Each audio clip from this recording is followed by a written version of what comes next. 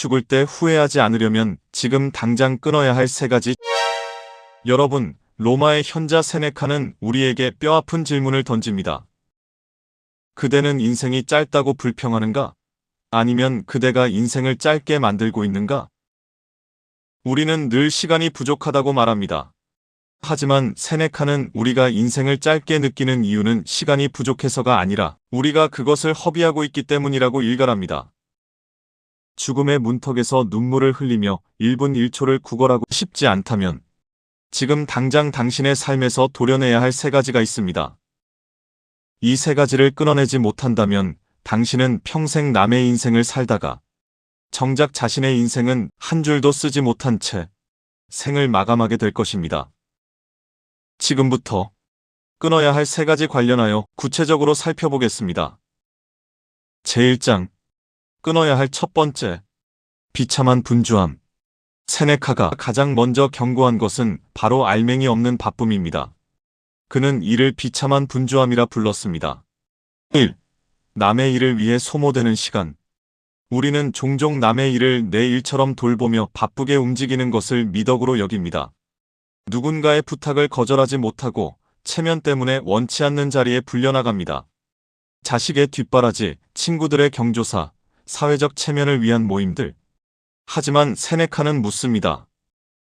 남의 인생을 수선하느라 당신 자신의 영혼을 돌볼 시간은 얼마나 남겨두었습니까?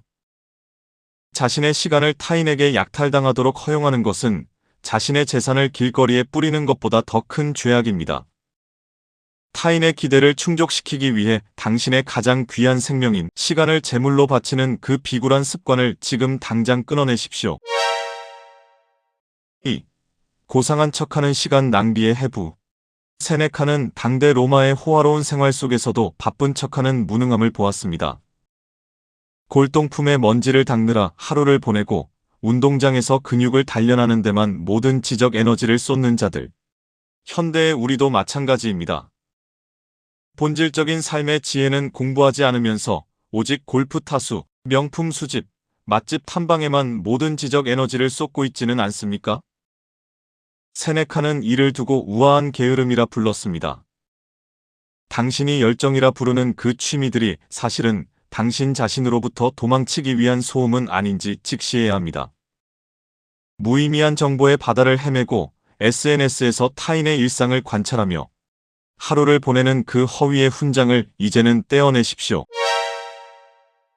제2장, 끊어야 할 두 번째, 살기를 나중으로 미루는 오만.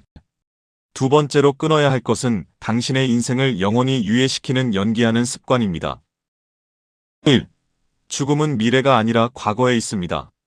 인간은 죽음이 저 멀리 앞날에 기다리고 있다고 착각합니다. 그러나 세네카의 통찰은 서늘합니다. 죽음은 우리 뒤에 있습니다. 우리가 이미 보낸 시간은 모두 죽음의 소유입니다. 당신이 어제 낭비한 1시간, 무의미하게 흘려보낸 지난 10년은 이미 죽음이 가져갔습니다. 그런데 어떻게 나중에라는 말을 감히 내뱉을 수 있습니까? 내일이 올 것이라는 보증서를 누구에게 받았습니까? 2. 찌꺼기 같은 시간만을 자신에게 남기지 마십시오. 50살이 되면 은퇴해서 철학을 공부하겠다. 60살이 되면 평온을 찾겠다. 세네카는 이 말을 듣고 코웃음을 쳤습니다. 인생의 가장 빛나는 시기는 타인과 사회를 위해 다 써버리고 기력이 쇠한 마지막 찌꺼기 같은 시간만을 자신을 위해 쓰겠다니 이 얼마나 어리석은 발상입니까? 살기를 미루는 것은 인생을 가장 확실하게 죽이는 방법입니다. 세네카는 말했습니다. 전생애를 통틀어 배워야 할 것은 바로 살아가는 법이며 또한 전생애를 통틀어 배워야 할 것은 죽는 법이다. 오늘 할 수 없는 일은 내일도 할 수 없습니다. 지금 당장 이 순간을 당신의 전 생애인 것처럼 소중히 대하십시오. 제3장, 끊어야 할 세 번째, 타인의 평판이라는 목줄. 마지막으로 끊어야 할 것은 당신의 행복을 타인의 입술에 맡기는 의존적인 태도입니다. 1. 내면의 성체를 구축하십시오.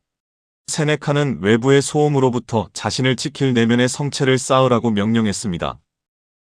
타인의 칭찬에 기뻐하고 비난에 절망하는 것은 당신의 영혼을 타인에게 노예로 바치는 행위입니다.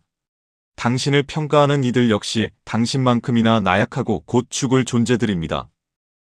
찰나를 살다 갈 필멸자의 입술에서 나오는 덧없는 말에 왜 당신의 평온을 제물로 바칩니까? 2. 군중의 소음으로부터 도망치십시오. 왜 홀로 있는 것을 견디지 못합니까? 대중과 섞이지 마십시오. 세네카는 군중 속에 있을 때 인간은 더 비겁해지고 더 악해진다고 경고했습니다. 남들이 하니까 나도 해야 한다는 불안감, 유행에 뒤처질까 두려워하는 그 얄팍한 마음을 끊어내십시오. 타인의 시선에서 자유로워지는 유일한 방법은 당신의 내면을 가장 풍요로운 대화 상대로 만드는 것입니다. 남들에게 보여주기 위한 삶, 남들의 박수를 갈구하는 그 허영의 목줄을 끊어낼 때 당신은 비로소 세상의 주인이 됩니다. 제4장 결론. 이제 당신의 시간을 탈환하십시오. 세네카는 말했습니다. 인생은 충분히 길다.